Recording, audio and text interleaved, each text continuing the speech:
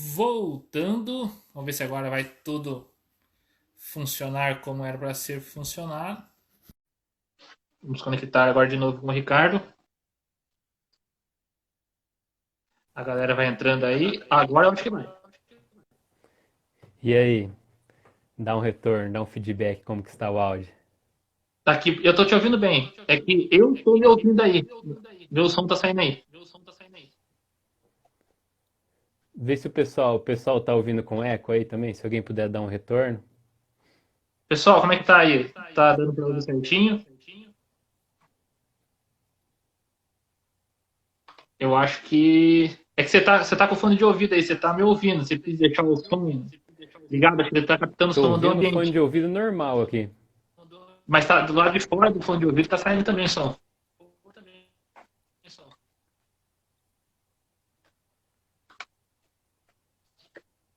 Tá dando eco.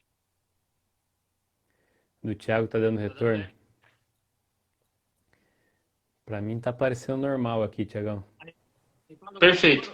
Agora parou. Acho que agora vai. Galera, dá um retorno também se tá uma qualidade bacana, se tá travando aí pra gente dar um prosseguimento. É porque quem vai falar mais, na verdade, vai ser o Ricardo, né? Então,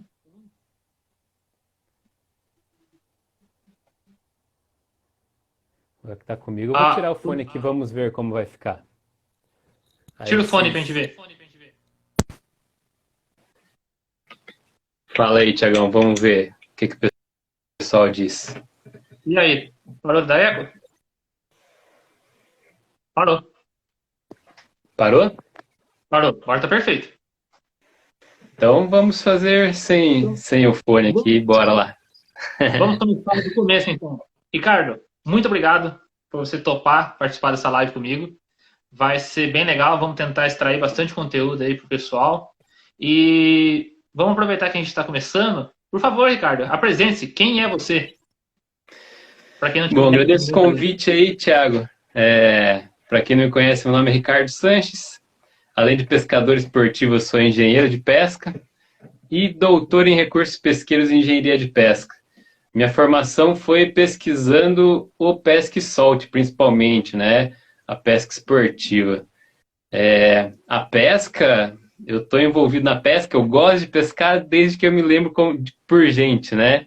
Eu nasci em Foz e desde sempre estou na beira do rio pescando com meus pais e na pesca esportiva, que eu digo com iscas artificiais, iniciei em meados de 2007. Beleza? Então, além de pescador esportivo, eu gosto um pouquinho de estudar as coisas relacionadas a essa modalidade de pesca.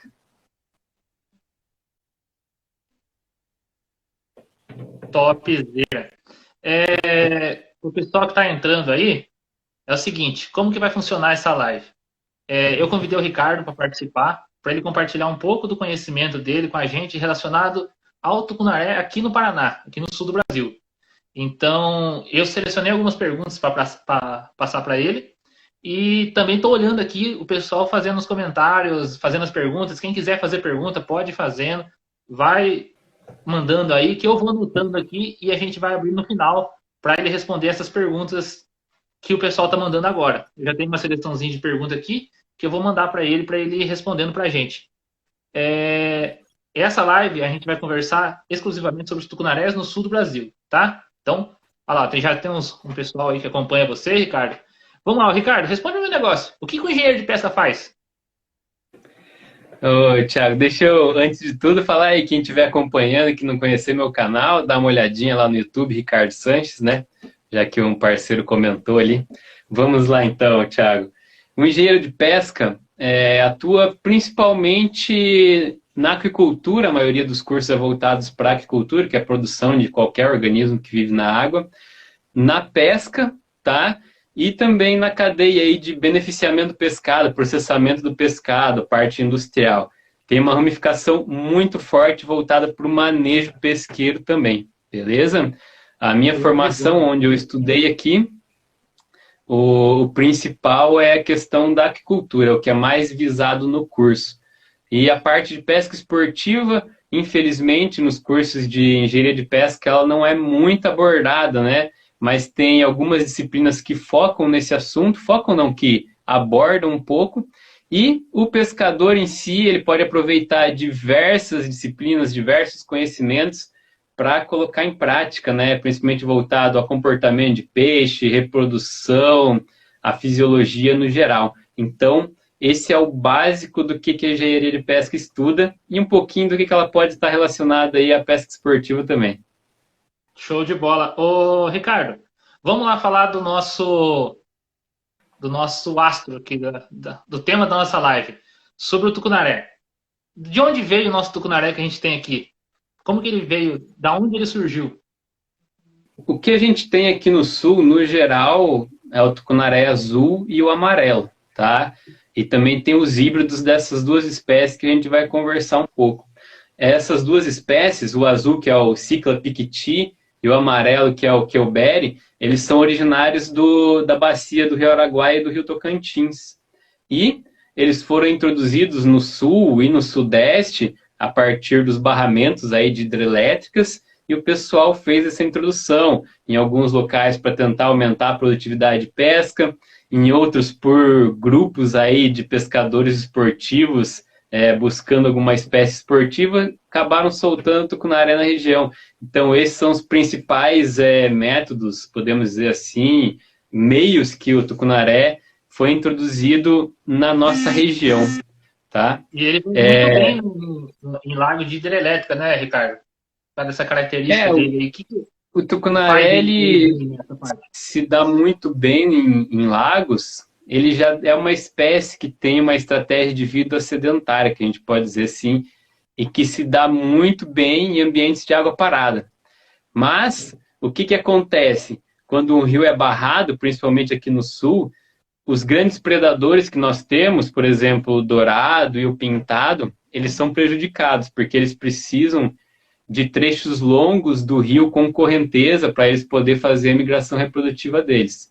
Então, teve uma mudança no habitat por causa da barragem que foi implantada, os grandes predadores ficaram perdidos e esse habitat novo acabou tendo aí, a gente diz, um nicho vago, né? Então, o tucunaré chega, ele tem um ambiente favorável, as presas, os peixinhos pequenos forrageiros, eles não conhecem ele como um predador, então eles não têm um instinto inicial de fuga, então ele consegue se alimentar fácil. Ele tem uma estratégia de reprodução muito boa, né, que é através do cuidado parental, isso ajuda que ele se reproduza com facilidade, e o que seria o concorrente deles, os predadores de topo, estão prejudicados porque não conseguem mais se reproduzir nesse ambiente. Esses são os principais motivos do tucunaré se dar bem, principalmente nessas barragens aqui do sul. Eu já vi que tem uma pergunta ali, eu já vou até passar isso para você. Fora o amarelo e o azul, você já tem alguma notícia de alguma outra espécie aqui na nossa região, no Paraná? Olha, eu não tenho conhecimento de outras espécies tendo sucesso por aqui, tá? Tem muita gente que pergunta, por que a gente não traz um tucunaré azul para cá, as outras espécies? A questão também é a temperatura que a água chega aqui, né? A água no sul, ela chega numa temperatura bem fria. O exemplo que eu vou dar, principalmente, é aqui no Lago de Itaipu, que é o meu quintal de casa, né? Então, aqui, no inverno, a temperatura da água chega aí na faixa dos 15 graus, às vezes até um pouco menos, e no verão chega a uns 35, né? Por isso que aqui a gente também acaba não sendo muito difícil encontrar os peixes grandes. Agora, o amarelo, principalmente, já é um peixe que ele é um pouco mais adaptado para um pouco de frio. E o azul e o amarelo, eles foram introduzidos primeiramente no sudeste, né? Que tem uma temperatura um pouco maior. E provavelmente a maioria dos peixes que foram trazidos para os reservatórios da nossa região, tem procedência do sudeste. Então, já são peixes que já estavam sendo um pouco mais adaptados com o frio. E aqui eles têm aí uma facilidade, né? Eles conseguem sobreviver tranquilamente. Essa questão do frio é um dos motivos que a gente diz para o peixe ter essa hibridação, tá? É uma estratégia do tucunaré, das espécies, para perpetuar, para continuar se mantendo aqui na região. Então, essa diferença, principalmente de temperatura da água aí, é um dos motivos para acontecer essa hibridação de espécies, né? Entre o azul e o amarelo. A gente chama de azurelo por aqui. Como que chama aí? Cortou aqui? Azurelo, mistura dos dois, o apelido que a gente deu para ele. Engraçado que aí, para vocês aí no lago de... Esqueci o nome da represa Itaipu. agora. Itaipu. Itaipu. Tem muito do híbrido, né? E aqui pra gente não tem tanto. Eu acredito que mais porque a represa nossa aqui, ela também não varia tanto a temperatura da água igual aí. Aqui no verão, esse ano, eu acompanhei e a água chegou a 28, 29 graus. E agora, essa última vez que eu fui, ela estava com 22, 23. Então, mas ela vai baixar ainda mais um pouco. Ela vai chegar ali provavelmente a uns 18, 19 graus, eu acredito. Menos uma variação muito menor do que aí na Itaipu. Separei aqui algumas perguntas, vou passar outra característica física básica para a gente identificar o amarelo e o azul. Muita gente confunde, muita gente se enrola. Explica para a gente aí. Muita gente se confunde porque às vezes o amarelo ou até os híbridos, eles ficam com a nadadeira bem azulada também, né? E dependendo da cor da água, eles podem ter uma cor parecida com o azul. Mas o básico para a gente diferenciar o azul, ele vai ter aí em média 5 faixas, pode ter até 7 também. O amarelo já vai ter 3 ou 4, tá bom? O azul, ela tem clássica essas nadadeiras azuladas, principalmente dentro da água. E do lado, no opérculo do peixe, ele tem o que a gente chama de mapa, tá? Que é uma manchinha do lado aqui. Isso é característico do azul. O amarelo, muitas vezes ele tem do lado, na nadadeira... Deixa eu pegar um tucunaré aqui para dar um exemplo. Esse é um açu, né? Não tem como comparar. Mas o amarelo, normalmente, ele tem uma digital, que a gente chama aqui, seria uma mancha embaixo dessa nadadeira lateral. O azul, ele vai ter umas manchas parecidas com essa do açu aqui nessa parte, tá bom? O amarelo também, ele vai ter pintas nas nadadeiras, tá? Isso é característico do amarelo, enquanto o azul não tem. Beleza? Então, essas são as principais diferenças que a gente pode usar para visualmente identificar essas espécies e contrastar as duas.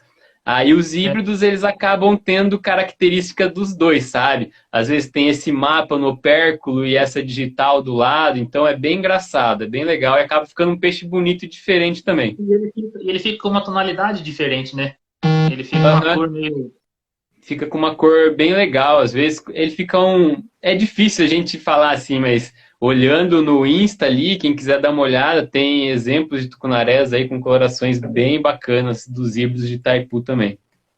Sobre o amarelo, você já chegou a ver que em alguns lugares a gente encontra o amarelo totalmente preto? Como você explica essa coloração dele aí, totalmente preto? Os tucunarés, no geral, os peixes também têm o que a gente chama de mimetismo, né?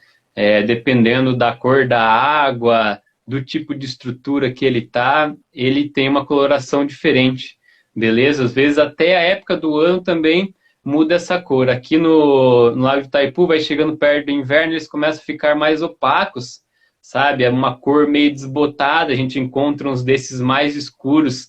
Às vezes é uma estratégia da estrutura que ele está ficando ali para se camuflar e conseguir capturar os peixes, entendeu? Então essa variação de cores que o tucunaré tem é muito bacana, porque perto do período reprodutivo ele vai estar com cores vibrantes e fora do período reprodutivo, principalmente aqui na região que vai ficando muito frio, ele perde até um pouco das faixas assim, fica com uma cor mais escura, mais opaca. Muito legal. Agora é o seguinte, para quem está entrando agora na live, eu estou conversando com o Ricardo Sanches, ele é engenheiro de pesca e também tem canal no YouTube, é um pescador. Daqui a pouco, quem quiser, procure no YouTube Ricardo Sanches Pesca e depois eu vou deixar também nos meus stories, aqui no meu Instagram, quem quiser conhecer ele. Muito bom. Ricardo, é o seguinte, agora a gente vai passar para conversar sobre as fases da vida do tucunaré. O tucunaré, vamos lá. Quando que ele vai estar em cardume? Quando que ele está em casal? E o tucunaré nada sozinho também? Isso daí também é muito específico de cada região, dependendo da época, eles podem estar com um comportamento diferente, né? Por exemplo, aqui no nosso Lago Itaipu, a gente vai ter uma situação aí onde você pesca, pode chavante, se não me engano, né? É isso? Exato. Chavantes. Isso, vai ter um comportamento diferente, né? Mas assim, basicamente, usando como exemplo que a gente tem aqui, entrada e saída de inverno, nessa época mais fria, é comum os peixes estarem encardumados, beleza? Aí depois do cardume, eles começam a separar, muitas vezes eles já vão formando o casal, como a água vai esquentando, tá? Época reprodutiva, na maioria das vezes, não só aqui em Itaipu, como em outros reservatórios, ela começa aí para o final de setembro e se estende até maio. Isso pode variar um pouquinho dependendo do clima no ano, né? Então, mais ou menos nessa época, aí de novembro a maio, primavera ao outono, né? Os últimos meses da primavera, os primeiros meses do outono, você pode estar encontrando peixe em casal, pode estar encontrando também cardume e peixe sozinho. Às vezes o peixe está em casal, depois desse período reprodutivo e cuidado parental, ele se separa, o peixe fica sozinho para buscar alimento, entende? Varia bastante, mas normalmente assim, cardume, eles se separam do cardume, se reproduzem, aí eles podem formar casal de novo, tá? Que ele se reproduz mais uma vez em uma mesma temporada ali, em um mesmo período, podemos dizer assim, de reprodução. Depois eles vão formar cardumes novamente. É basicamente Certo. assim que funciona. Para o pessoal, é o seguinte, eu estou vendo as perguntas aqui, pessoal. Conforme for tendo algumas perguntas interessantes, eu estou anotando aqui e vou passar no final para o Ricardo, beleza? Ricardo, quantos anos vive o tucunaré? Você sabe?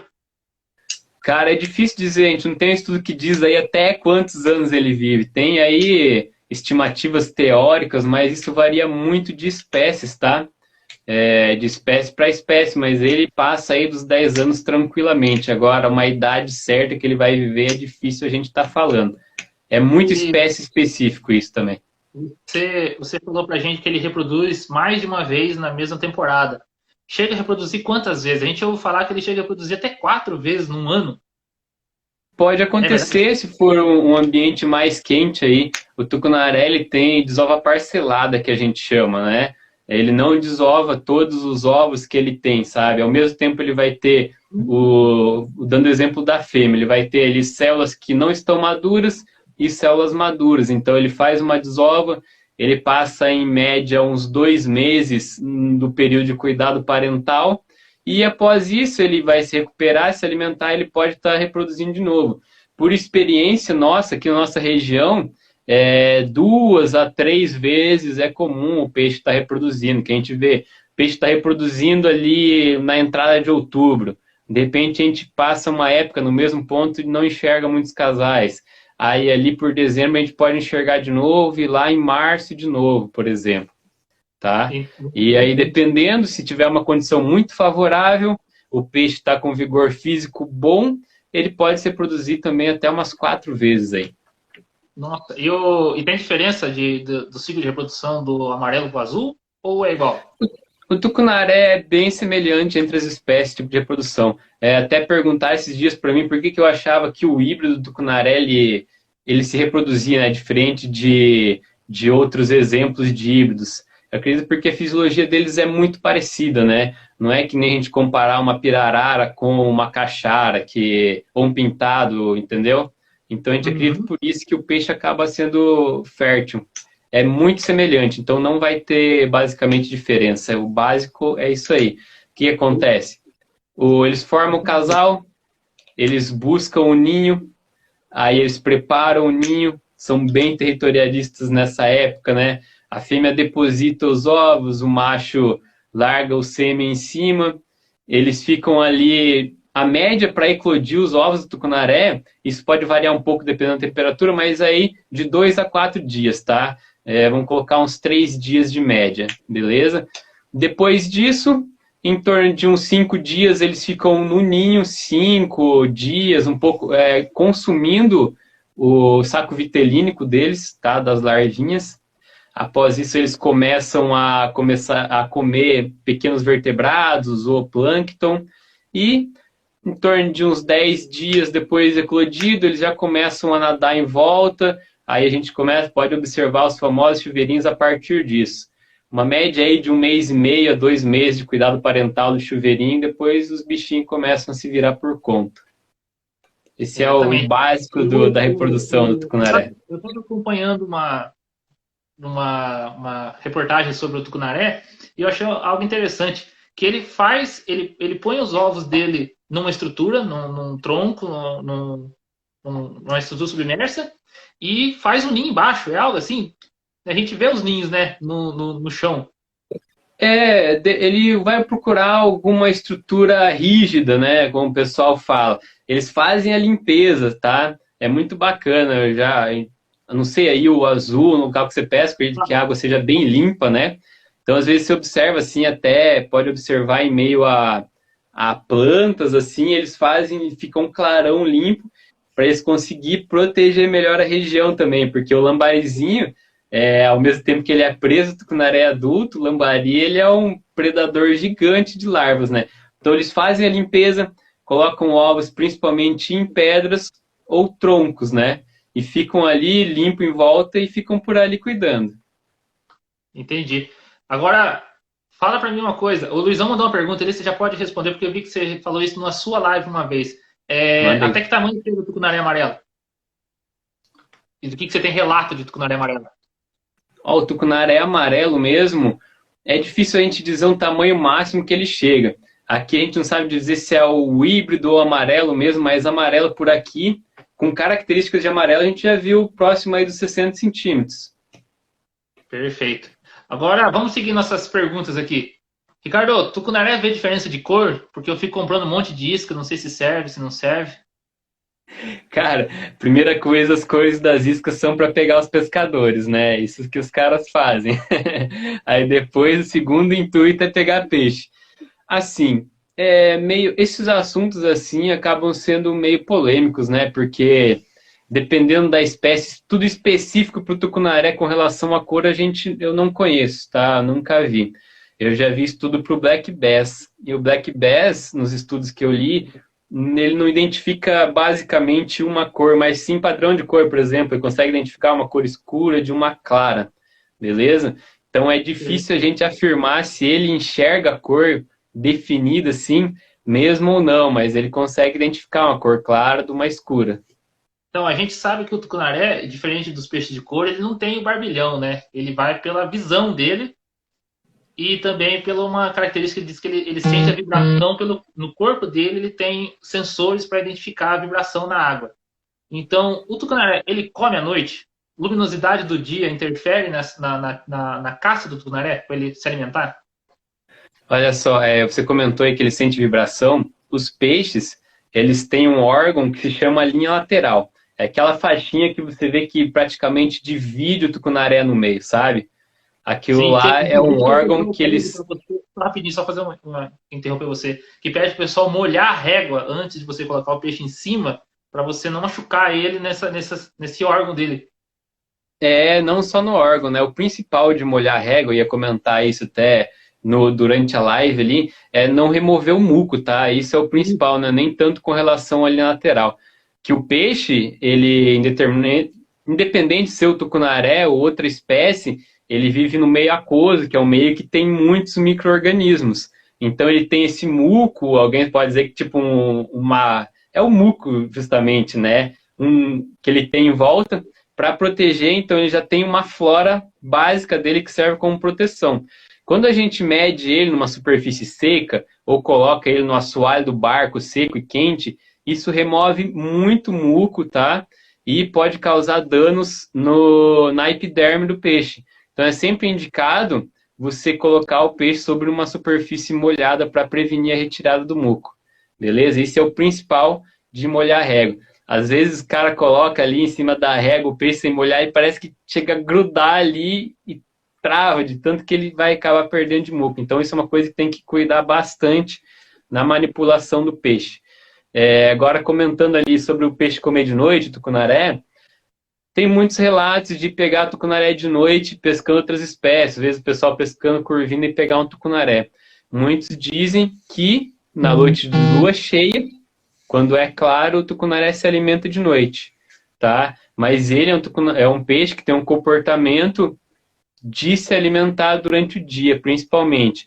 Mas se ele está ali de noite, em dias de noite clara é boa, né? Em noites claras, nada impede de o alimento passar perto dele ele perceber e atacar, tá? Tem gente que comenta, eu não tenho, assim, sabe, uma certeza de dizer, em época de lua cheia, a pescaria do tucunaré fica mais difícil, beleza? Já fiz pescaria muito boa em lua cheia, né, durante o dia, e também já fiz pescaria muito ruim, então não é um padrão. Mas quando a lua está cheia, durante o dia, o peixe ataca mais ao meio-dia, porque ele comeu de noite, e aí, como já passou um tempo do horário que ele se alimentou, ele volta a se alimentar no meio-dia. Mas não tem nada comprovado aí por pesquisas com relação a isso. É mais questão de experiências que o pessoal passa aí, né? Deixa eu te falar uma coisa. Você estava falando sobre o tucunaré, esse eu não sabia, você fez sabendo agora na live. Acho que muita gente também não sabia de que ele não põe todos os ovos de uma vez só. E outra coisa que eu queria também saber que você pudesse me explicar para a gente. O tucunaré, quanto maior ele for, ele vai pôr mais ovos? Ou é indiferente, um tucunaré médio de um tucunaré maior vai pôr a mesma quantidade de ovos? Há um tempo atrás estava estudando, vendo uma pesquisa aí com relação a isso de tucunaré maior colocar mais ovos, e o pessoal, eles não esperavam a princípio, mas eles encontraram que no estudo deles, o tucunaré maior, de porte maior, colocou uma quantidade maiores de ovos, tá? Então, isso pode ter uma lógica, sim, o peixe maior colocar mais ovos também, beleza? Que era a segunda coisa que você tinha perguntado aí? Era com relação a ele reproduzir mais de uma vez por ano. É isso mesmo, esse sistema de desova parcelada, se a gente fizer um estudo aí, faz uma análise histológica, vai encontrar lá que vai ter células prontas para o peixe desovar e ao mesmo tempo vai ter células que não estão prontas, tá? E daí, quando o peixe desova, essas outras vão se desenvolvendo para a próxima desova dele. Perfeito. Então, e além do que, um peixe de uma genética melhor, né, um animal que chega a um tamanho maior, vai passar para frente um gene melhor, né? É isso aí. É questão que o pessoal comenta, né? Quando tem aquelas regulamentações de tamanho mínimo, né, que é o que a gente mais tem aqui no Brasil, elas não protegem o peixe grande. Isso pode acabar formando populações anãs, o famoso nanismo que a gente comenta. Então é muito importante a gente fazer a soltura dos exemplares grandes para garantir que vai ter uma boa genética e a gente vai continuar tendo peixe grande.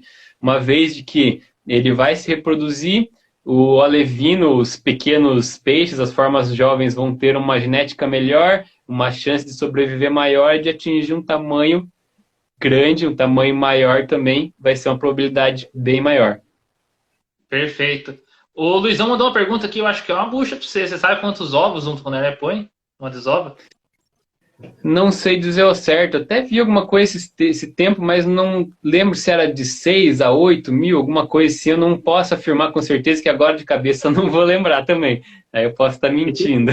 Tem uma informação interessante que eu vi, você pode até confirmar para mim, que é na questão da diferença do peixe que faz a desova no rio, que precisa subir a correnteza, eu esqueci o nome, do peixe que é o tucunaré. Na questão do aproveitamento dos ovos que ele põe. O tucunaré Isso mesmo, o peixe que sobe o rio é o chamado peixe reofílico, né? As espécies migradoras. Um exemplo muito bacana é o dourado. O que acontece, esses peixes, eles desovam quantidades muito, muito maiores do que o tucunaré, do que os ciclídeos no geral, porque é uma estratégia de vida e de reprodução diferente. Eles não têm o cuidado parental, que nem o tucunaré, que garante aí uma maior sobrevivência dos peixes, né, da sua prole, tá? Então eles têm que desovar muito mais para sobreviver uma quantidade muito pequena. Vamos dizer aí, de 1.000 vai gerar 10 filhotinhos. Um peixe, tipo, um peixe migrador, que a gente chama, né? Enquanto o tucunaré já tem um aproveitamento muito maior, de uma porcentagem muito maior de sobrevivência e de peixes que vão chegar na fase de juvenil, tá? São estratégias bem diferentes. Deixa eu só agora vou fazer mais interrupção para explicar para o pessoal, que eu estou lendo as perguntas aqui, tá, pessoal? Mas eu estou seguindo um roteiro que eu fiz com o Ricardo e no final eu vou passar para ele essas perguntas, ele está lendo também. E no final a gente dá uma passada de novo nessas perguntas que o pessoal está passando aí. Agora chega de alisar, vamos para perguntas um pouquinho mais complicadas. Ô, Ricardo, a gente sempre ouve falar que o tucunaré é uma espécie invasora nos nossos reservatórios e que ele acaba com todos os peixes.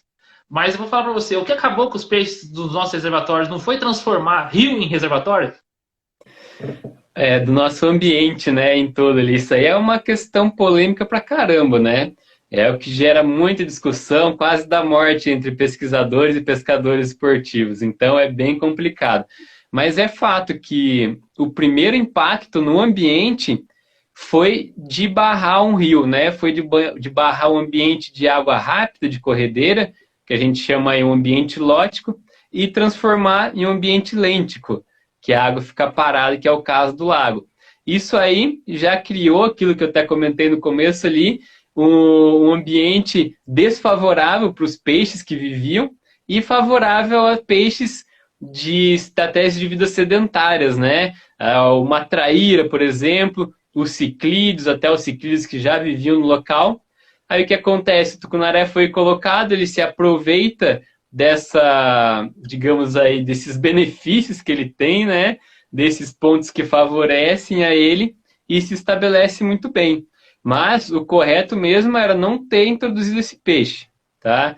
Mas a gente não consegue, uma vez que um organismo é colocado no meio aquático, é impossível a gente tirar esse peixe de lá, né? É impossível mesmo. Se ele se estabeleceu, começa a se reproduzir, a gente nunca mais vai conseguir tirar ele.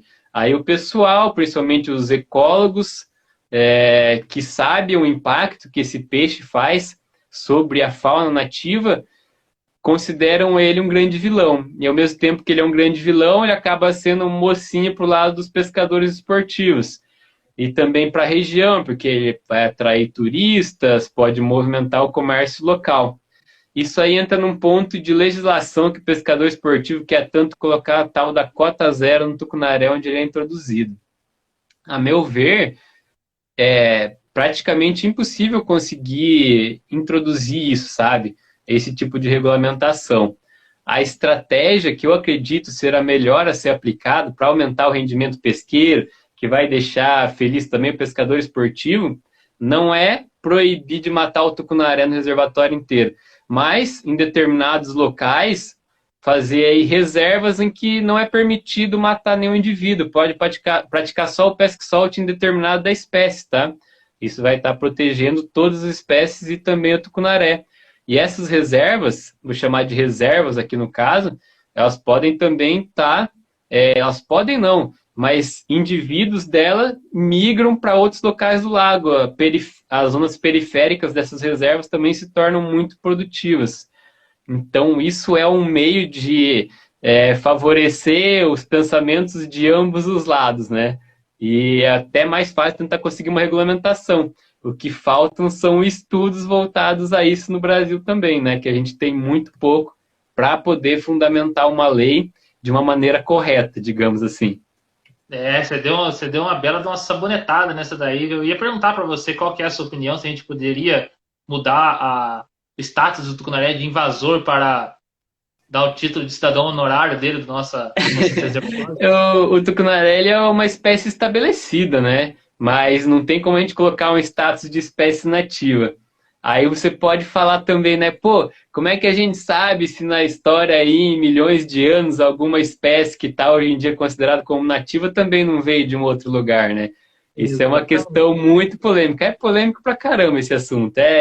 Se for para discutir isso aí tem que sentar na mesa do bar e ficar umas horas aí, não vai ficar... No final vai ficar do mesmo jeito. Vamos para o próximo agora. Tucunaré sente dor? Essa é boa, que eu tenho uns par de amigos meus que chega a dar briga em grupo do WhatsApp. Esse também é um outro conceito que é muito polêmico, porque caracterizar o que é dor é muito difícil, né? Ainda mais para outros indivíduos, outros animais. Tem muitas pesquisas que afirmam que o peixe sente dor, enquanto tem outras pesquisas que afirmam que o peixe não sente dor, que ele não tem o sistema nervoso totalmente formado, e os chamados nociceptores, que seriam os sensores, os receptores de dor, né? Que tem nos vertebrados mais evoluídos, no caso, nos mamíferos. Então é muito difícil a gente afirmar se o peixe sente ou não dor, pode ser que o estímulo de fuga dele seja só um reflexo para tentar sobreviver. Então, é difícil. Tem muita gente que diz que sente, tem gente que diz que não sente. É complicado a gente afirmar, tem que ficar em cima do muro mesmo. O mais importante é a gente estar sempre prezando pelo bem-estar dele no momento de manipular o peixe. Então, Independente dele sentir ou não dor. Gente, a gente acha que a gente pesca sozinho, mas na verdade tem um monte de gente que pesca o dia todo dos mesmos pontos na represa, tanto aí em Itaipu quanto aqui. A gente sempre bate, eu passo na parte da manhã num lugar, eu sei um amigo meu passou na hora do almoço e outro amigo meu passou na parte da tarde, e provavelmente os três devem ter tido ação ou devem ter pego peixe naqueles pontos. Quanto tempo o peixe tem de memória para saber que aquilo ali é ruim, que aquilo ali é bom? O que você pode falar sobre esse assunto? Olha só, isso é outra coisa que é muito espécie específico, né? Depende da espécie. Tem pesquisa com alguns peixes que falam que a memória do peixe é de alguns segundos, tem outros que é de horas. Já vi alguma coisa falando que o peixe tem uma memória que ele se recorda por um ano, vamos dizer assim. Então, para o tucunaré é difícil a gente afirmar isso. A questão é a seguinte, uma coisa que eu gosto de ressaltar e que até foi um resultado da minha tese, né? O peixe, ele consegue detectar e entender e aprender uma situação de ameaça. Então, pode ser que ele viu determinada isca, depois que ele viu um peixe ser capturado e solto, ou que ele mesmo vivenciou a captura com aquela isca, ele vai evitar ela, tá? Isso acontece muito em cardume, que a gente pega um peixe e solta, os outros todos param de comer também.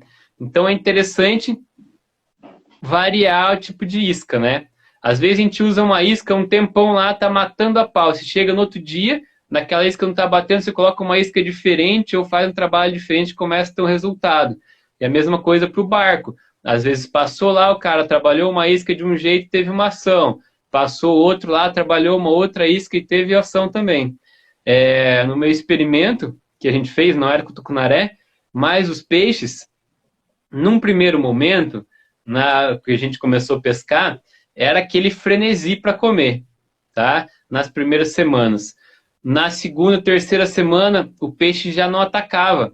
Enquanto a gente tinha um outro tanque de controle, uma outra lagoa, que a gente jogava, a gente estava utilizando minhoca mesmo, jogava lá, o peixe sempre se alimentava, entendeu? Então, ele não deixou de comer aquilo lá, não viu aquilo lá como ameaça. Enquanto no outro local, onde ele pegava e os outros viam ele sofrendo, pode acontecer uma comunicação, pode ser uma comunicação química ou visual entre os peixes, eles passavam a evitar aquele tipo de isca, porque eles sabiam que é uma ameaça. Então, o peixe tem essa capacidade de perceber e aprender em situações de ameaça. Um outro exemplo legal é que eu falei que o tucunaré se dá muito bem em reservatórios quando colocam ele pela primeira vez lá, porque os peixinhos menores, eles não conhecem ele como um predador. Se chama um termo de ingenuidade ecológica. E até ele se evoluir na história de vida dele, aprender que o tucunaré é um predador, que ele tem que fugir, isso pode demorar e pode causar até a extinção de alguns peixes. Não, o peixe ele tem essa capacidade de aprender com as situações de perigo, principalmente. Muito legal. Vamos agora falar sobre rede. Tem bastante gente que conversa comigo, que fala, e isso eu não sei provar, mas eu imagino que deve ter alguma relação. Comparado com os outros peixes de reservatório, como o piau, o dourado que a gente tem por aí, o tucunaré ele pega menos na rede do que os outros peixes. Isso é mito? Isso é verdade? Por quê? É verdade. Na verdade, o tucunaré ele tem a capacidade, os ciclídeos aí, de nadar para trás, né? Diferente de outras espécies. Um lambari, outras espécies, por exemplo, ele só nada para frente. Aí o que acontece? O tucunaré ele encostou na rede, ele percebeu que é algo estranho, ele tem essa capacidade de nadar para trás e desviar. Esse é o principal motivo dele não pegar tanto em rede. Graças a Deus, né? Senão ia ser muito mais complicado. Mas fora a rede, a gente tem outro problema aqui que você deve ter por aí também, que são os arpoeiros. Por que o cara de arpão tem tanta facilidade em chegar a passar a mão no peixe se ele quiser? Você diz na pesca sul, o pessoal mergulhando? Exatamente. O cara consegue chegar perto do peixe uma distância que a gente chega de barco a 50 metros, o peixe assusta. E o cara tá do lado do peixe. O peixe, o que a gente percebe é que quando você está dentro d'água, ele não te percebe, ele não tem a percepção de que você é uma ameaça, né? faça um teste aí, você também mergulha uma hora, dependente da espécie, você vai conseguir chegar muito mais próximo do peixe do que quando você está fora da água. Quando você está fora da água, ele consegue identificar que você não é algum indivíduo comum no ambiente dele ali, e ele tem um E instinto de fuga. essa pode ser uma característica do caiaque, né? De ter uma vantagem perto do barco, né? Consegue enganar melhor o peixe. E estava conversando até com o PG, o Patrício Gleberson, esses tempos, ele me convidou para conversar no YouTube lá. Aí uma coisa que eu ressaltei é isso. No barco, parece que o peixe ele foge até por enxergar a gente e não por enxergar o barco. Ele vê a gente de pé lá e ele tem um instinto de fuga. Já no caiaque, como você está abaixado, normalmente pescando sentado, é muito mais comum você ter a ação do peixe do seu lado ali. Perfeitamente. Vamos agora para mais um tópico sobre temperatura e pressão durante a pescaria. Pressão, existe uma pressão boa para pescar o tucunaré? Ou é a variação da pressão que muda a ação do peixe? E a questão da temperatura na água. No frio, a gente brinca o seguinte, a gente conversa aqui, que no frio, no inverno, só pega peixe grande. No verão, você vai pegar os pequenos também. Só que eu tenho outro pensamento. Eu acho que no verão, você vai pegar um monte de peixe pequeno e um peixe grande. E no inverno, você vai pegar nenhum peixe pequeno e talvez um peixe grande. Então, quer dizer, acaba que dando na mesma. O que você fala disso aí? O principal que manda no metabolismo do peixe, na atividade do peixe, é a temperatura da água, tá? Ele vai ter a temperatura confortável. O peixe, como dizem aí, é um animal de sangue frio. Então ele depende de uma temperatura bacana para ele estar ativo, para ele ter o seu metabolismo mais acelerado. A faixa de temperatura, principalmente aqui que a gente tem ideal para o tucunaré, é de 24 a 28 graus. É a temperatura que o peixe vai estar mais ativo. Quanto mais baixa a temperatura, é normal ele ter o metabolismo mais lento. Acaba sendo um pouco mais difícil de encontrar ele. E também em temperaturas muito elevadas da água, eles acabam buscando um local um pouco mais no fundo, abaixo da termoclina, que é uma variação que vai ter com relação à temperatura superficial no fundo, e também fica um pouquinho mais difícil de pescar ele, às vezes, no verão. E é verdade isso aí que você falou. No verão, como o peixe está mais ativo, você vai pegar muito peixe pequeno e vai pegar um e outro grande, né? E no inverno, você pode ir, não pegar nenhum, ou pegar um grande.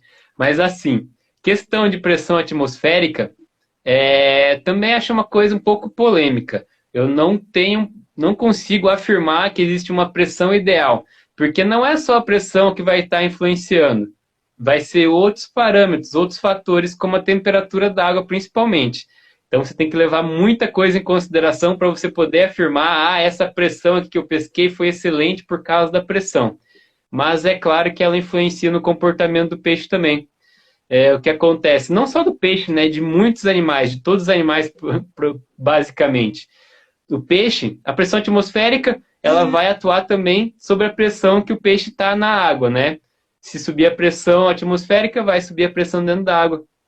Se está numa pressão constante, você encontrou o peixe com um determinado comportamento, determinada profundidade, se ela permanecer constante, provavelmente ele vai continuar com aquele comportamento, você vai continuar pegando peixe. Ela variou, pode ser para melhor, como pode ser para piorar, tá? Ela variou o peixe, ele vai se deslocar na coluna d'água, buscando aí uma profundidade em que ele se sinta confortável, em que ele volte à sua condição de estabilidade para se alimentar. Então, pode ser que varie e fique melhor, e varie e fique pior. É difícil você afirmar, em tal temperatura você vai, tal temperatura, tal pressão você vai lá e vai ter uma boa pescaria. Mas é legal o pescador ir, se ele tiver um barômetro, acompanhar essa variação de pressão e comparar com o resultado da pescaria dele e também com a temperatura da água, né? Porque não adianta nada ele só saber a pressão. Mas aí, se você quer saber certinho, vamos dizer assim, escrever um manual aí do comportamento do peixe, aí você vai ter que ter época do ano, temperatura d'água, pH da água, turbidez, tipo de estrutura, pressão atmosférica. Então é complicado a gente afirmar qualquer coisa. O pessoal que daí também tem a Lua, né? Então não tem como você falar assim, Ah, eu só vou sair de casa na hora que tiver a lua cheia, a pressão tiver 1000 e tanto, a temperatura da água tiver 28. Esquece, pessoal, vai pescar a hora que der para pescar, porque não tem outro jeito. É, o que Vamos eu pro digo, o próximo tópico. melhor dia, o melhor horário e dia que tem para pescar é aquele que você pode, né? Exatamente. Seguinte, e ainda a gente ainda tem uma vantagem, eu aqui moro na beira da água, você também mora pertinho aí, que se você olhar na previsão do tempo e tiver bom, você pode pescar, né? Pelo É, menos é para mim isso que a gente acaba, faz. acaba ficando muito, meio longinho, mas uma horinha eu já tô na água lá, né? E como tem horário flexível, eu aproveito. Se tá parecendo que tá bom, eu dou um jeito de escapar. Daqui de onde eu tô gravando, onde eu tô passando essa live, eu tô a 200 metros da água, mais ou menos. Chato pra caramba, hein? Vamos lá. Tucunaré come outro tucunaré? Come também, tucunaré. É complicado tucunaré, né? Talvez isso seja a chave, também um dos motivos dele ter muito sucesso. Ele tem uma plasticidade alimentar grande, né? Ele é um peixe predador e se ele tá ativo, se mexeu perto dele, coube dentro da boca, ele ataca, né? Pode ser independente do animal que for, tá? E às vezes até se não cabe dentro da boca, ele ataca do mesmo jeito, né? O bicho, quando tá ativo, é muito doido. E a Mas gente chega a assim, ver. pode falar. Pode, não, só falar rapidinho. A gente chega a ver quando o tucunaré tá com os filhotinhos dele, passam outros tucunarés perto e o casal avança neles, né? É, às vezes, por exemplo, os pais já foram capturados, os filhotinhos estão ali, a nuvem, o chuveirinho, é normal os outros tucunarés atacarem. Mas é bacana, acredito que é uma questão hormonal que os pais eles não comem os filhos durante o cuidado parental. Eles Mas apenas coloca dentro da protegem. boca, que já tem isso, Mas né? quando eles são pequenos ali, principalmente nesse período, enquanto eles estão próximos ao ninho, depois que já eclodiu, o tucunaré ele tem esse hábito, dependendo do risco, se ele vê alguma ameaça, ele colocar os filhotinhos na boca, pode soltar nesse ninho, às vezes ele até muda de local para soltar em outro local para ele ficar cuidando também, né? Mas Perfeito. nada impede de que, depois que passou esse período de cuidado parental, ele acabar comendo por acidente algum filho dele aí. Né? Eu ouvi um comentário que o tucunaré ele não vai atacar o outro tucunaré a partir do momento que ele consegue identificar o ocelo no rabo dele. Mas se isso é verdade, isso eu não sei. Eu também não sei dizer, mas é que assim, não é tão comum, né? O tucunaré tá comendo o outro a partir de que ele já tá num estágio um pouco maior, né?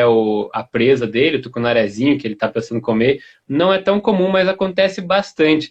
Na Amazônia, a gente vê bastante tucunaré pulando e fugindo dos tucunarés maiores, tá? Isso é uma coisa bem comum. Mas acaba que ele prefere outros peixes aí, mas ele pode comer sim um outro tucunaré, com certeza. Agora, vamos a um tópico muito legal, interessante para quem gosta de pescar. O manuseio do tucunaré depois que você tirou ele fora d'água. Seguinte, posso segurar ele na vertical e na horizontal. Posso segurar embaixo da barriga dele, comprimindo os órgãos dele. Posso segurar ele pelo opérculo. Diga para nós. Ó, isso aí também acaba gerando bastante discussão entre os pescadores aí, mas é o seguinte, o mais importante para manipular o peixe, no meu ponto de vista, enquanto pesquisador dessa área, né, eu sempre trabalhei com relação à manipulação do peixe no pesca e solte, é você conseguir fazer a manipulação da melhor maneira possível dentro do conhecimento, dentro da técnica que você tem, dentro do ambiente que você está, da situação que você está e dos equipamentos que você tem, beleza? Essa questão de segurar pelo opérculo é complicado. Não quer dizer, se você segurar pelo opérculo e não tiver tocando nas brânquias, não existe nada, estudo falando que se você segurar o peixe pelo opérculo, principalmente o tucunaré, ele vai morrer. Não tem comprovação de que se você encostar de leve na brânquia ali, o peixe vai ficar muito lesado e morrer, tá? O mais importante é você manter o peixe dentro d'água a maior parte do tempo possível, beleza? Tem aquela briga também de não usa alicate de contenção, usa alicate de contenção, tá? É o seguinte, o mais importante é você não deixar o peixe cair no chão. Se você não tem a certeza de que você não vai derrubar ele, use o alicate de contenção. O alicate de contenção ele pode ser muito importante para proteger, para garantir o bem-estar do peixe e também pode ser um vilão dependendo do jeito que se utilize. Quando se usa o alicate de contenção, tem que se cuidar principalmente para não furar a boca do peixe, porque pode atrapalhar na alimentação dele, beleza? Mas se você tem aquela questão, o peixe chegou do lado, você vai tirar com a mão, ele pode se debater, enroscar uma garateia no seu dedo, aí você vai acabar apertando o peixe, você vai segurar mais tempo o peixe fora d'água, então pode acarretar mais problemas do que se você simplesmente colocar o alicate e garantir essa segurança. Questão de utilizar um pulsar, tem gente que é contra, mas se você utilizar um pulsar que ele não tem nós, um pulsar que ele é de silicone ou de borracha, isso previne a retirada do muco do peixe, tá? Principal, não deixar o peixe muito tempo fora d'água. Tirou uma foto, coloca ele dentro da água. Vai medir o peixe, molha a régua, mede, coloca ele dentro da água. Tem até um professor meu que sempre fala, você pode fazer muita coisa com o peixe, desde que ele fique dentro da água a maior parte do tempo possível, beleza? Questão de segurar o peixe. Preferencialmente em 2 apoios, na maior parte do tempo. Você pode estar segurando com o alicate ou segurando pela boca, até pelo opérculo.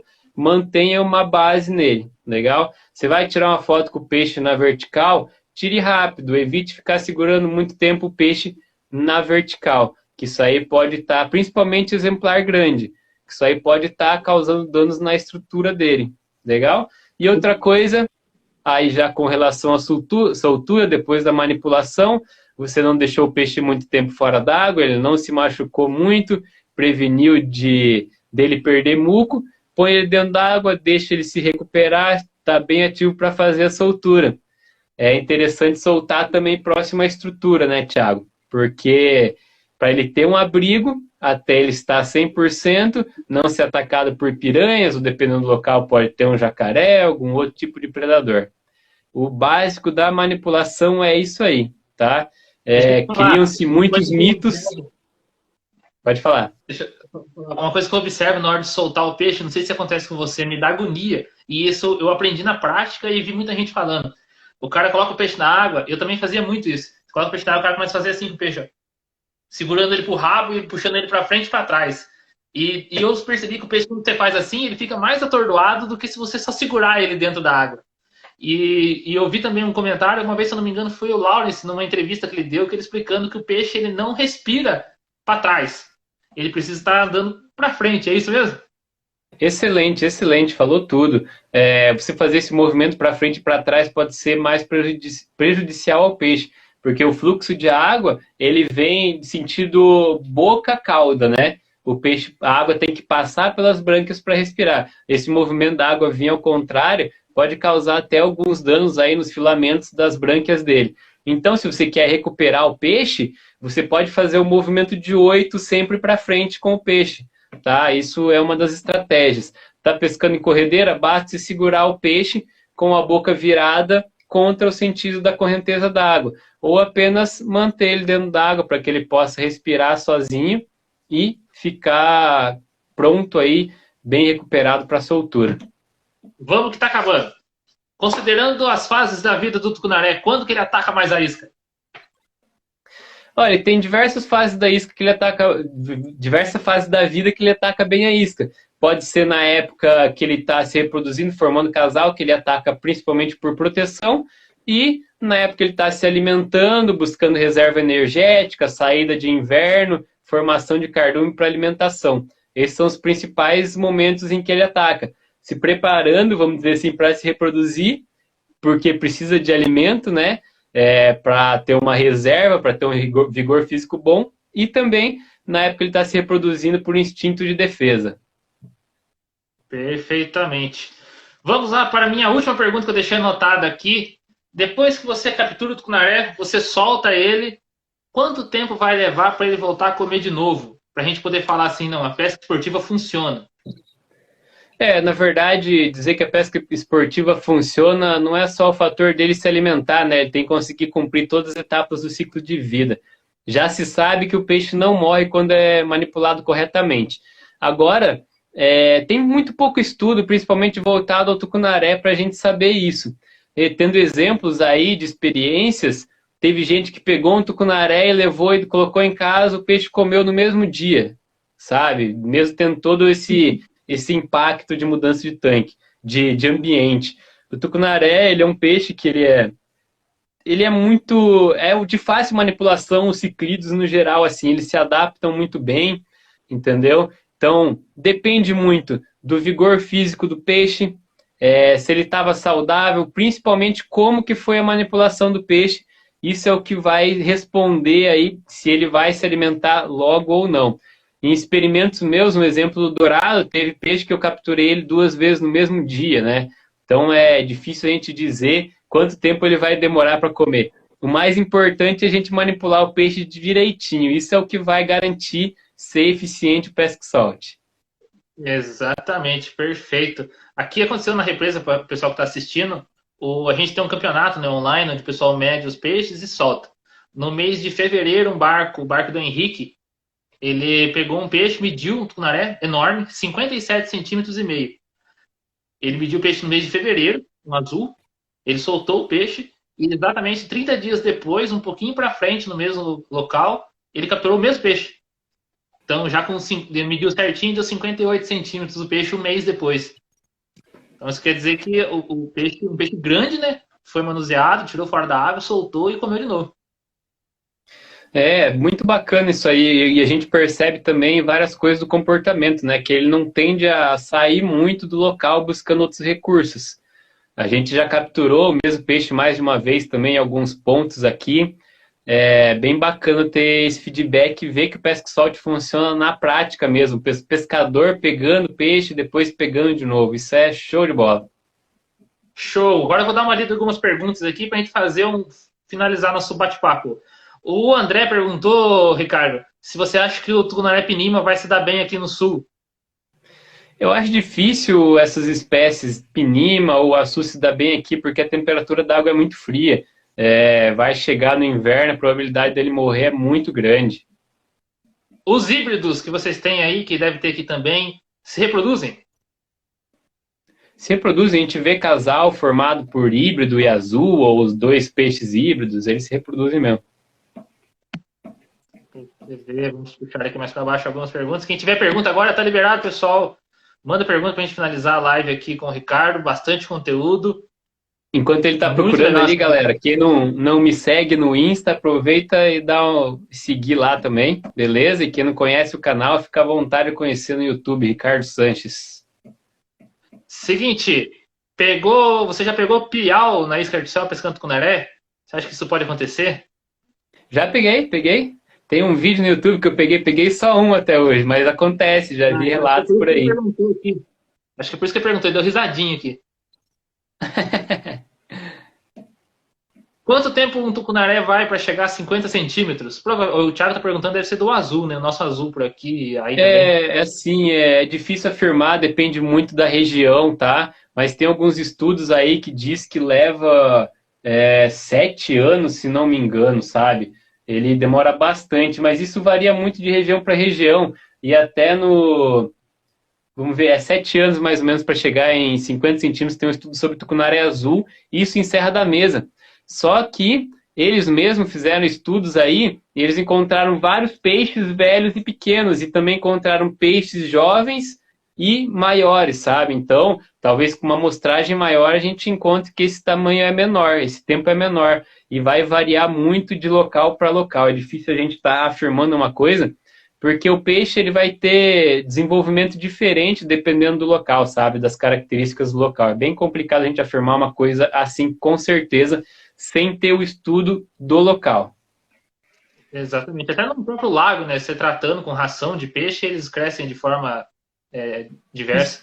Seguinte. Comparar os peixes daqui com de outro lugar não tem como. É difícil. Pode falar. O Ivan Paz mandou pergunta aqui.